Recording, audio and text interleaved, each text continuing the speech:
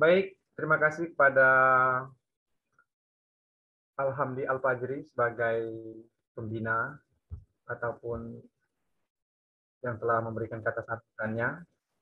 Baik, tiba saatnya kita di puncak acara, yaitu akan mendengarkan tausiah singkat dari Ustadz Rio Saputra, MPD.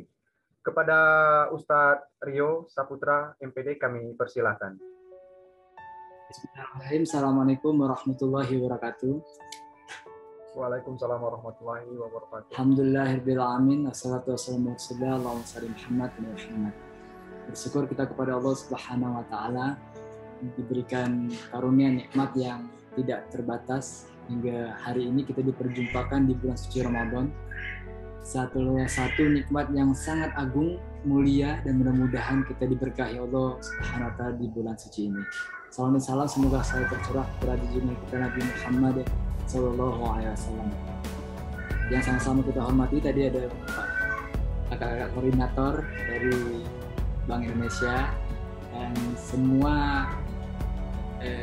serta Gen B di seluruh profesi Bengkulu. Di bulan suci Ramadan ini adalah waktu-waktu yang sangat berharga, yang sangat mahal, luar biasa. Teman-teman sekalian, rahmatullah subhanahu wa ta'ala, ada banyak sekali pertanyaan yang muncul di bulan suci Ramadan. Kenapa ibadah di bulan Ramadan ini siamnya sebulan penuh dan berulang setiap tahun? Kenapa malamnya kita disyariatkan untuk qiyam? Paginya atau siangnya kita siam, malamnya kita qiyam. Dan ada juga malam Lailatul Qadar. Kalau ditanya sebelum saya mulai, ini untuk mengecek juga berapa partisipasi yang aktif, kapan waktu termahal, teristimewa, terindah dalam hidup Anda semua? Boleh jawab di chat ya. Pertanyaan saya ulangin, kapan waktu termahal, terindah? Bisa tolong jawab di chat ya, di chat aja di chat. Kapan waktu terindah, termahal, dan teristimewa dalam hidup kita? Ya, saya ingin tahu sedikit sebentar ya, supaya melihat juga berapa yang aktif. Nah, ini uji keaktifan juga ya. Kapan waktu terindah, termahal, teristimewa dalam hidup yang pernah kita alami dalam hidup? Ya, kira-kira kalau ditanya. Bulan Ramadan. Coba ikram. Abdullah Yahya, malam Lailatul Qadar. Barakallahu fiik. Iya. Boleh, terserah kapan waktu yang paling istimewa yang kita tidak akan pernah lupa waktu itu. Ya. Ada lagi yang jawab Idul Fitri, pintar Langka. Masya Allah, langsung ke ujungnya ya. Baru 3 nih aktif. Ya, menyimak kesediaan kelas ini. Mutia Ramadan, Yoga saat kembali ketemu Ramadan, Sarlika waktu bersama orang tua, Yusuf tahun baru Masehi, Agung Adi Idul Fitri dan Idul Adha. Ya. Teman-teman sekalian, ini berapa orang yang respon ya? Pas respon, Aris juga pas berbuka sama keluarga, ayah dan bunda. Oke, Cindy bertemu bulan suci Ramadan, berkumpul bersama orang tua. Setiap waktu, Rika Francisca dari Unip. Setiap waktu istimewa, berharga, Masya Allah. Time is life ya, bukan time is money. Teman-teman sekalian, rahmatullah subhanahu wa ta'ala, bahwa kita akan menjawab sesuai dengan kapasitas dan kadar keilmuan kita masing-masing ya. Ada yang menjawab waktu macam-macam tadi ya, kita lihat jawabannya tadi. Teman sekalian, ada yang di puncak karir, ada ketika menerima beasiswa BI, ada yang ketika di wisuda nanti, ada yang ketika bertemu calon istri, macam-macam jawabannya. Semua jawaban tersebut ya tidak ada yang benar dan salah, tapi yang paling terindah waktu-waktu termahal ini sebagai pembukaan, amal itu akan dilipat gandakan, teman sekalian.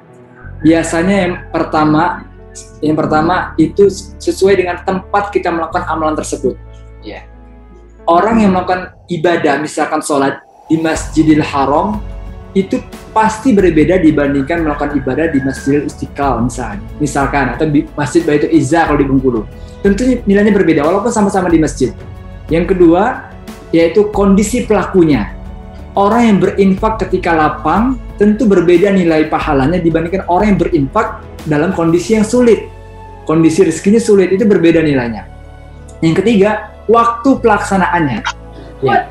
Orang yang melakukan kajian di bulan suci Ramadan seperti yang kita ikutin pada sore hari ini tentu berbeda nilainya ketika kita melakukan kajian di luar bulan suci Ramadan. Iya. Jadi waktu itu menentukan derajat pelipat gandaan amal. Ya. Bersedekah juga, waktu pagi tentu berbeda. Orang bersedekah waktu pagi dengan waktu siang atau waktu malam. Ya. Karena ada hadisnya bahwa malaikat mendoakan orang yang berinfak ketika waktu pagi. Ya. Teman-teman sekalian, artinya apa? Kalau kita ini yang suka main, saya akan analogikan lagi, yang suka bermain bola, ada yang suka bermain bola di sini, atau bermain apa? Bermain basket, bermain bikers atau sepeda atau atlet yang lainnya, pasti semua punya aturan, rule-nya. Sepakat? Semuanya setuju? Semuanya punya aturan. Iya. Main satu, semua permainan punya aturan, setuju? Ya, semuanya. Oleh karena itu, teman-teman sekalian, bahwa yang pertama kali harus kita sadari bahwa ya di bulan Ramadan pun punya aturan-aturan. Ya, punya aturan-aturan. Kita harus sadar, conscious, harus tanamkan kesadaran bahwa apapun pelaksanaan permainannya, areanya, khususnya di bulan suci Ramadan dalam Islam, punya aturan main. Ya, aturan main. Yang kedua, kita mengerti aturan-aturan main di bulan suci Ramadan. Ya. Yang ketiga, kita bermain sesuai dengan aturan sehingga kita bisa menang dalam aturan-aturan ini. Teman sekalian dirahmati Allah Subhanahu wa taala, mengapa bulan suci Ramadan ini Allah hadirkan? Karena ini adalah sarana training manajemen syahwat yang luar biasa. Ya. Training manajemen syahwat yang sangat luar biasa. Karena kenapa? Syahwat ini adalah sarana untuk menjatuhkan seseorang, menjerumuskan seseorang, bahaya laten. Kalau orang ada ngomong bahaya laten korupsi, sebenarnya kita bisa katakan syahwat ini adalah potensi kejahatan terbesar dan permanen dalam diri seseorang. Maka dia harus di-manage, harus dikendalikan, bukan dimatikan, harus dikendalikan. Oleh karena itu, baik secara kualitas maupun kuantitasnya. Kalau kita hitung, umur kita 1/12 itu digunakan untuk mengikuti training manajemen syahwat secara cuma-cuma alias free, gratis. 8,47% dari umur kita adalah syam dan qiyam. Ya. Kalau kita tambah lagi di bulan Syawal, jadi 9,88% itu hidup kita ada training manajemen syahwat dan ibadah. Diteruskan lagi puasa Senin dan Kamis, itu ibadah pekanan ya. Al-Yumul Bait, makan 42,93% hidup kita adalah ibadah, training manajemen syahwat. Kalau ditambahkan lagi 6 hari di bulan Syawal, diteruskan puasa saum Nabi Daud, maka 55,08% hidup kita mengikuti training manajemen syahwat dan ibadah yang diatur oleh Allah Subhanahu wa taala. Meski dirahmati Allah Subhanahu wa taala, oleh karena itu, ya, ini menarik. Tadi saya sangat menarik sekali dari kakak koordinatornya mengatakan bahwa kita harus memiliki spiritual, karena spiritual ini menjadi poin penting. Jadi teman sekalian, generasi cerdas saja itu tidak cukup. Membentuk orang pintar secara intelektual itu sulit. Tapi membentuk orang punya akhlak dia itu lebih sulit. Karena bayangkan, ini hasil riset ya. Hasil riset tahun 60-an itu diadakan penelitian bahwa orang yang berpeluang sukses sangat besar itu kalau IQ-nya tinggi. Itu tahun 60-an. Artinya tahun 60-an diteliti bahwa orang kalau IQ-nya tinggi di atas rata-rata punya potensi sukses jauh lebih besar dibandingkan orang lain. Tapi bergerak waktu tahun 90-an awal ditemukan lagi bahwa ternyata bukan hanya IQ penentu kesuksesan. IQ itu ternyata, ini hasil riset ya, dikumpulkan orang-orang terkaya di dalam sebuah bank itu di list, orang-orang terkaya di sebuah bank di Amerika itu di list. Ya, kemudian dapat sebuah survei, dikumpulkan orang terkaya itu, dicek apa faktor yang membuat mereka sukses dan berhasil. Ternyata IQ tadi berperan hanya 6-20%. Tadi 6-20%. Sisanya apa? 80% kecerdasan emosional. Dan tahun 2000 Harvard University, ini Harvard ya, kelas Harvard University melakukan riset, ternyata ditemukan kecerdasan SQ, spiritual question. Ya, kecerdasan spiritual. Apa arti kecerdasan spiritual ini teman-teman sekalian? Tadi juga dibacakan oleh Qori di awal-awal pengajian dari A'udzubillahi minasyaitonir rajim, ya ayyuhalladzina amanu kutiba alaikumusiyam. Ya, saya garis bawah dulu, amanu. Amanu itu adalah orang-orang yang beriman. Selama apapun orang beriman, Allah panggil, Allah kasih wahai orang beriman. Bukan ya ayyuhalladzina mu'minun. Ya, bukan orang-orang yang mukmin yang mantap, tapi orang yang lemah sekalipun Allah panggil untuk melakukan ibadah puasa. Dan oleh karena itu teman sekalian, ketika kita memasuki bulan suci Ramadan, ini adalah karunia yang sangat luar biasa. Allah Subhanahu wa taala berfirman dalam Quran surah Yunus ayat 58, "Qul bi fadlillahi bi rahmati bidzalika falyarahu wa khairum mimma yajma'un." Katakanlah Muhammad, ya, dengan karunia Allah dan rahmatnya, hendaklah dengan itu mereka bergembira. Apa karunia dan rahmat Allah yang harusnya membuat kita bergembira? Ya, saya tanya sekarang, apa karunia Allah dan rahmatnya yang membuat kita bergembira? Silakan jawab di forum chat. Saya tunggu di forum chat. Apa seharusnya yang membuat seorang itu bergembira dalam hidupnya? Karena karunia dan rahmat Allah. Apa karunia dan rahmat Allah yang terbesar yang membuat kita harusnya bergembira? Saya ingin lihat dulu jawabannya. Ya, sambil kalian biar tidak ngantuk harus ngetik, kadang mendengar. Ya, silakan. Apa karunia dan rahmat Allah dalam Quran Surah Yunus ini yang harusnya membuat kita bergembira? Ya, seorang muslim itu harus bergembira. Ini Saputra Marvendo, kesehatan. Oh, Masya Allah. Hodal. Pinto Erlangga, iman. Oh, Rika, dilahirkan sebagai seorang muslim. Masya Allah. Apa lagi? Ya. Hodal. Apa pendapatnya? Nikmat sehat dan kesempatan Abdullah Yahya untuk belajar. Masya Allah, barakallahu fiik. Nutia mendapatkan hidayah, Masya Allah. Nida, Rafila, keimanan, memiliki mata tatap, Rafi, Masya Allah. Ya, macam-macam ya. Ya, Sarlika masih diberi orang tua yang masih lengkap, alhamdulillah. Barakallah. Jadi salam buat orang tuanya. Cika, ketika bisa berbuat baik dan bermanfaat untuk orang lain, Masya Allah. Khairnas anfa'uhum linnas, baik-baik manusia yang bermanfaat untuk orang lain. Banyak sekali ya. Ya. Beberapa menurut tafsir para sahabat, mufassir mengatakan maksud karunia dan nikmat Allah ini teman sekalian adalah nikmat iman, nikmat Al-Quran. Ya. Jadi Syam, kita berdalui Syam, ya, jadi ibadah yang paling kental di bulan suci Ramadan ini Syam. Syam itu secara ininya adalah menahan. Artinya kita belajar untuk menahan diri. Ya. Syam ini seakar kata juga dengan kata-kata sabar. Artinya sama juga dengan menahan. Makanya bulan suci Ramadan disebut juga dengan bulan kesabaran. Nah, kalau kita hubungkan dengan hasil riset teman-teman sekalian, jadi ada kecerdasan emosional di pengendalian diri, ya pengendalian diri, ya, manajemen diri. Bagaimana manajemen diri? Kalau dalam hadis dihubungkan al-kaisu mandan nafsau wa amil lima ba'dal maut. Ya. Orang yang cerdas, menurut Nabi, al-kais mandana nafsau wa amila ba'dal maut. Jadi orang yang cerdas itu bukan orang yang pintar IQ-nya, tapi bisa memanajemen dirinya. Ya, mengontrol dirinya, apa yang dia ucapkan, dia pikirkan, dia lakukan, tindakannya, manajemen diri. Syam, teman-teman sekalian, ini keberkahan yang sangat luar biasa, kita harus menyambutnya, adalah proses training, ya, atau latihan kita untuk menahan diri dari makan dan minum, dari berhubungan seks kalau sudah menikah dan sebagainya. Ya. Kalau saum, melatih puasa berbicara. Jadi ada definisi saum, kalau di Quran surah Al-Maryam itu, ya, bagaimana Maryam itu saum, puasa berbicara, tidak ngomong. Jadi ada kisah juga, Siti Aisyah juga ketika difitnah, berselingkuh dan sebagainya, bahwa cara terbaik untuk menyelesaikan masalah adalah saum, puasa berbicara. Kadang-kadang kita tidak bisa menjelaskan kepada orang apa yang terjadi. Pasti kita disebut salah. Tapi kalau kita serahkan kepada Allah dengan kita puasa saum, kita cukup diam saja dan serahkan hasilnya kepada Allah, masalah bisa selesai. Ini puasa berbicara. Karena perlu juga kita puasa berbicara hal yang tidak penting dan tidak perlu. Ini Syam. Nah, jadi teman-teman sekalian, artinya apa? Di bulan suci Ramadan ini, saya tanya sekarang ya, saya tanya di chat ini. Biaya hidup di bulan Ramadan ini naik atau turun? Coba jawab. Biaya hidup, living cost di bulan suci Ramadan ini naik atau turun? Pengeluaran kita di bulan Ramadan itu bertambah atau berkurang? Coba saya tanya. Ayo, jawab. Ayo. Bertambah atau berkurang? Turun, Tat. Cika. Bertambah, Rika. Bertambah juga, Ridho. Wah, yoga. Turun, tambah, turun, tambah. Bertambah. Oh, sama.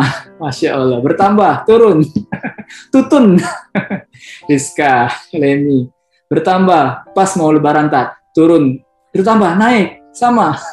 Oke, saya sudah berasa kan hasil survei sederhana ini. Kita dapat simpulkan bahwa secara umum, peserta Gen B ini, peserta semua yang hadir pada sore hari ini mengatakan bahwa di bulan suci Ramadan pengeluaran bertambah. Setuju?